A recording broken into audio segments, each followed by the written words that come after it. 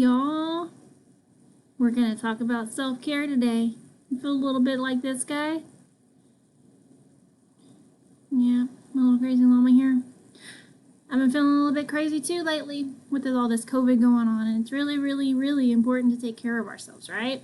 So we're not going to feel like this guy. I'm going to get in control, try to brush our hair a little bit. Anyway, so, we can use all these little techniques and calming down strategies. We can put the fears away of Lysol and Clorox wipes, with all the viruses and stuff going on. We can squeeze things and use those self-care strategies and try those stress balls or the mermaid pillows, just try to relax and take deep breaths. Yeah, all of that's really, really good and stuff, and those are good strategies. However, we're going to talk about our emotional backpack strategies today. So, let me make myself small again. There I am. There we are. And we are ready. So, hope you're ready too. So, a lot of times this is something that goes to the wayside, right? We don't take care of ourselves. And we always try to take care of others before we take care of ourselves. But it's really important to reverse that. So, before I get started into all of that, because it's super exciting, I love talking about self-care, even though I probably don't practice it enough.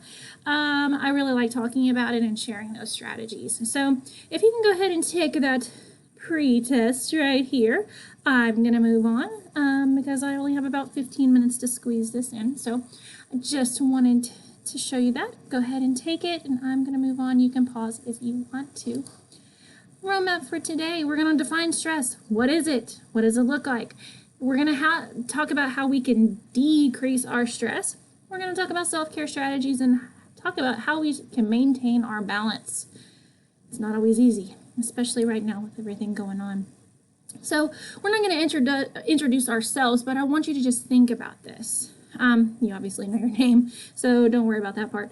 But what makes you happy and why? If I had to share mine, I would say my family and helping others. Those are the two things that really make me happy. And why is because my family's there to support me no matter what. And my friends too. My friends and family are there to support me. And why do I help people?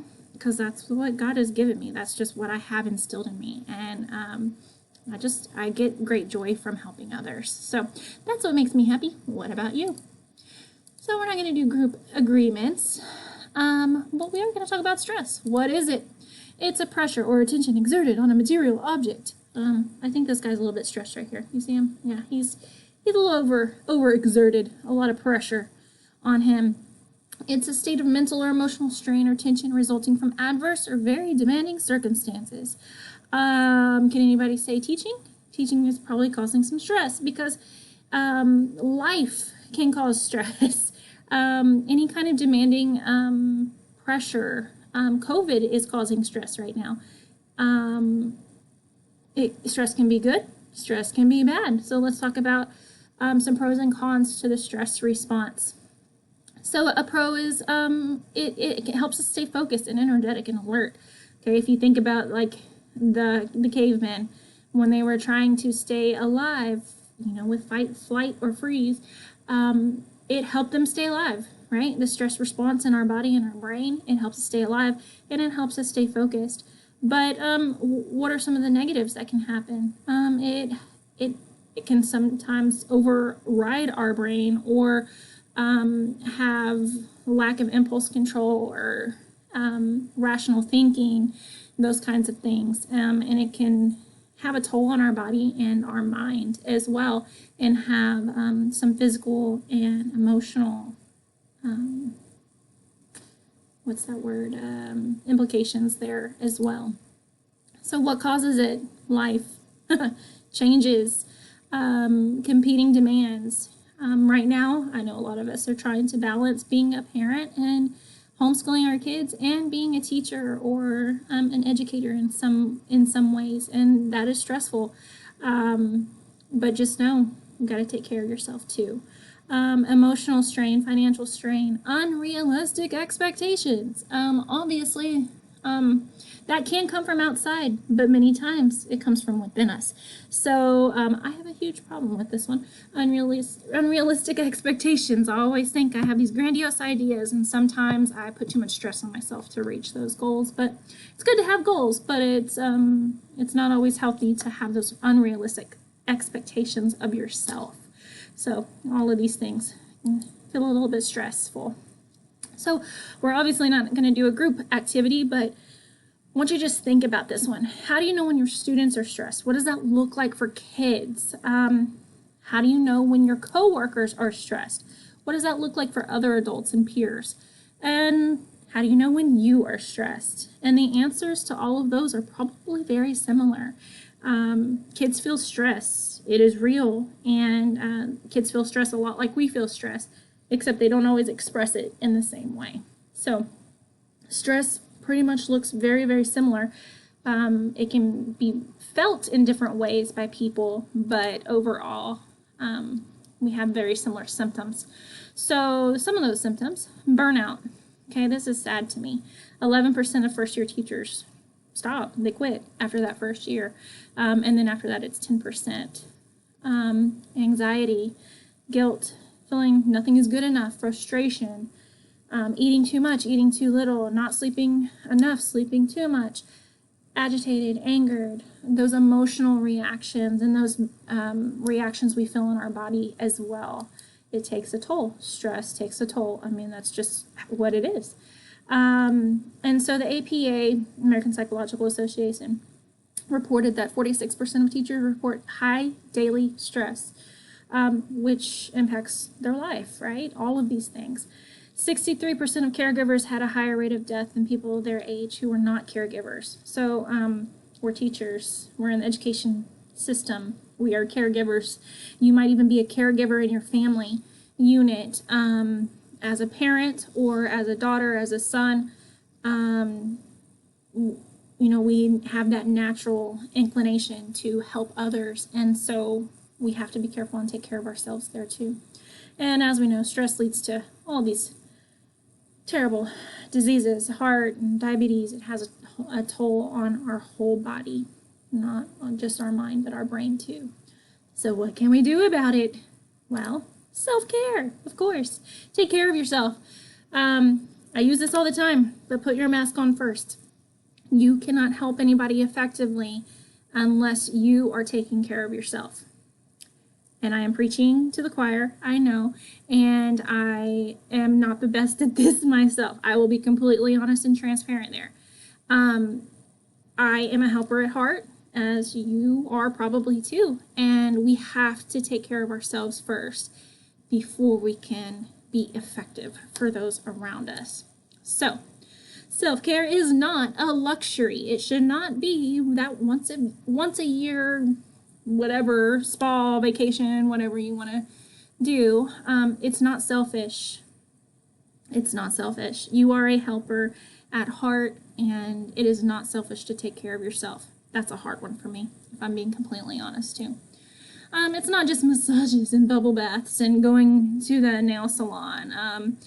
And sometimes self-care is not always pretty. I thought that was kind of funny when we did this training. I was like, yeah, it's true, because, you know, when I try to work out, it's not always pretty. But you know what? I'm still trying to take care of myself. And so it might be getting a little sweaty. It might be getting a little red in the face. But, you know, self-care is definitely important. So this is what it means. Doing what you need to do in order to be your best, okay? It's not what everybody else is doing. It's not the next fad. It's not the next exercise routine or the next diet or whatever. It's whatever you need, and everybody's needs are different, and you need to find out what that is for you. I love these stickers. I think they actually are stickers somewhere. It doesn't have a link here, but I didn't bottle it up today. Yay! I remembered to breathe. I asked for help. I did my best. I took time to recharge. I survived a panic attack. And I didn't pretend I was fine when I wasn't. That's a big one for me too. I always want to put on the happy face. Everything's good. Everything's fine. But you know what? It's okay to not be okay sometimes. And so just do what you need to. So being productive for a lot of people is actually self-care. I've been wanting to paint a wall in my house for like a few months, and I finally did it a couple days ago. I was like, you know what? I'm going to do this for me because I want to do it, and it's going to get off my to-do list. So marking things off that to-do list, setting boundaries, asking for help. And the big one down there, saying no. That's the biggest one for me. Don't know about you, but for sure that is mine. Self-care for everyone. Establishing healthy routines, improving your surroundings, exercises, eating right, those kinds of things. You know, it doesn't have to be huge, big steps, like I said, not the biggest fad or exercise routine or whatever the case may be. And know that you have value and find value in yourself. And even though you feel like you can't do something right now, remember growth mindset. You can't do it yet. And always give yourself goals and allow yourself to make mistakes. It's normal, okay? And telling ourselves that what we're grateful for, drinking more water. It can be baby steps. I really need to work on drinking more water. That's been my biggest one lately. Just trying to take care of myself. So, some more practical self-care strategies here. Create comfort rituals, things that you do to help yourself. It can be small, something small every day that you're doing. So set an end time for the school day and stick to it. You know, it's easy to stay here, and it's easy to get caught up in work and take work home, and sometimes we have to. Like, I totally get that. I do as well. But we have to kind of stick to that routine, and it'll help us as well. So, okay, there's no prizes for arriving first. We're leaving last. So it's not a competition, but you just need to do what you need to do and what is best for you. So pack a lunch the night before instead of having to rush that day and not eat lunch. That would be me as well. And then leave the bag. Yeah. Anybody ever taken the bag home and it sat there and it didn't do anything? Like maybe even all summer long? Just saying. I've done that. But leave the bag. It's just going to hurt your shoulder taking it home. So, unless you absolutely have to do the work, like I'm not saying it all the time, but give yourself a break. So how can we do SMART goals? You've probably seen this before. They need to be specific, measurable, attainable, relevant, and timely. They need to be specific so you stick with it. They need to be measurable so you know that you've reached your goal. They need to be attainable, realistic, so that you don't give up on it. And they need to be relevant so it's important to you and you have a reason to keep going with it. And then give it a timeline that's realistic but also flexible. Don't kind of shut yourself in. Just make sure you're doing what is best for you. And then they stay positive.